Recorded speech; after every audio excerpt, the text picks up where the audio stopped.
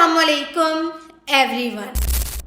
जैसा कि आज 17वां रोज़ा है, रमज़ानुल मुबारक का 17वां रोज़ा एक ख़ास रूहानी मुकाम रखता है, क्योंकि इस दिन ग़ज़वे बदर का अजीम मार्का पेश आया था, जो इस्लाम की तारीख़ में एक फ़ैसला कुन लम्हा था। इस दिन कुरान मजीद के ऐसे हिस्से पढ़ने चाहिए जो मग़फ़िरत, नुसरत इलाहा, सब्र, जहाद और अल्लाह की मदद पर तवक्कुल के बारे में हो। नंबर 1 है ग़ज़वा बदर की तफसील, अल्लाह ताला की मदद और फरिश्तों के नज़ूल का जिक्र, मुखलिस मुसलमानों की सफ़ात। ये सूरा अनफ़ाल में वाज़िया बयान की गई है। ख़ास तौर पर इस पर जो अहम आयत हैं वो आयत नंबर 9 है और आयत नंबर 12 है। अल्लाह ताला आयत नंबर 9 में फरमा रहे हैं कि जब तुमने अपने रब से फरियाद की तो उसने तुम्हारी दुआ कबूल फरमाई। फिर अल्लाह ताला 12वीं आयत में फरमा रहे हैं, जब अल्लाह ने फरिश्तों को वही की कि मैं तुम्हारे साथ हूँ, बस ईमान वालों को साबित कदम रखो। अब बहुत लोगों का ये क्वेश्चन होगा ये सूरा हमें क्यों पढ़नी चाहिए।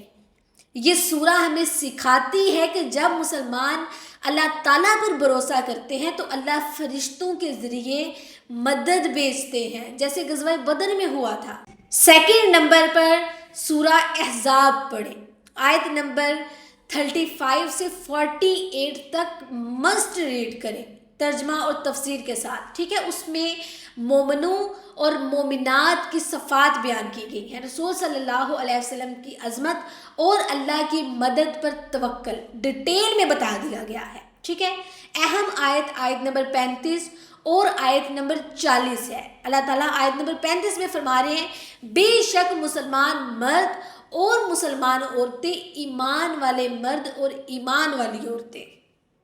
ठीक है, फिर आयत नंबर 40 में फरमा रहे हैं, मुहम्मद तुम्हारे मर्दों में से किसी के वालिद नहीं हैं, लेकिन वो अल्लाह के रसूल और खातमुन नबिय्यीन हैं। ये आयत ईमान की मजबूती और अल्लाह की मदद और नबी करीम सल्लल्लाहु अलैहि वसल्लम के मुकाम को समझाती है।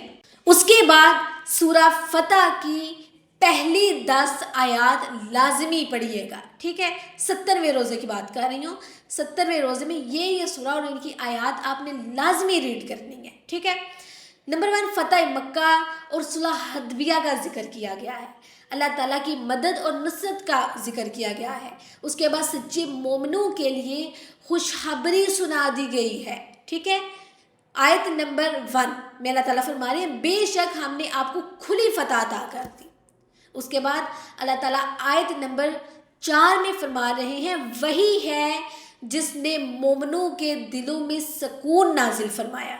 ये सूरा हमें सिखाती है कि अल्लाह की मदद हमेशा सच्चे मोमिनों के साथ होती है और सब्र करने वालों को फतह नसीब होती है। नेक्स्ट पढ़ें सूरा हशर। सूरा हशर की आयत 18 से 24 तक तकवा और नेक अमाल का जिक्र किया गया है और उसमें अल्लाह ताला के अजीम नामों का जिक्र किया गया है।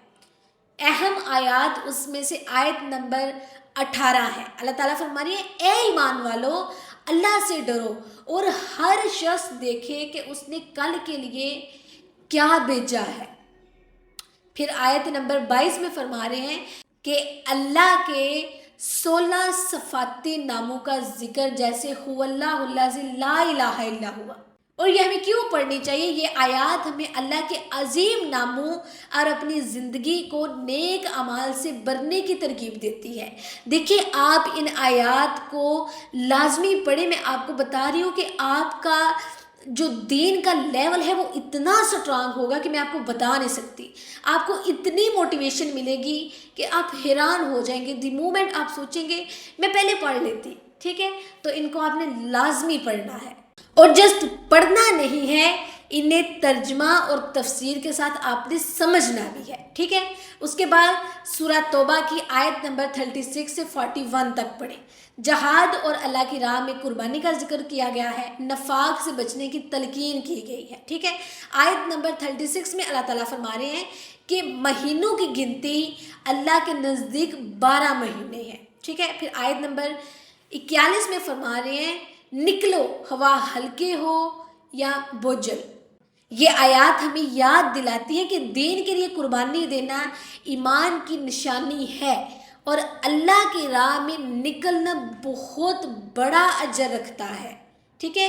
جیسے آیت نمبر 41 میں کیا اللہ تعالیٰ فرما رہے ہیں، نکلو، ہوا ہلکے ہو یا بوجھل ہو، چاہے کچھ بھی ہو، اللہ تعالیٰ کی راہ میں نکلنا بہت بڑا اجر رکھتا ہے۔ اس کے بعد سورہ آل عمران کی آیت نمبر 190 سے 200 تک پڑھیں۔ اس میں اللہ تعالیٰ کی نشانیوں پر غور اور فکر کے بارے میں بتایا گیا ہے۔ اس کے بعد صبر اور استقامت پر، اللہ پر توکل، ٹھیک ہے۔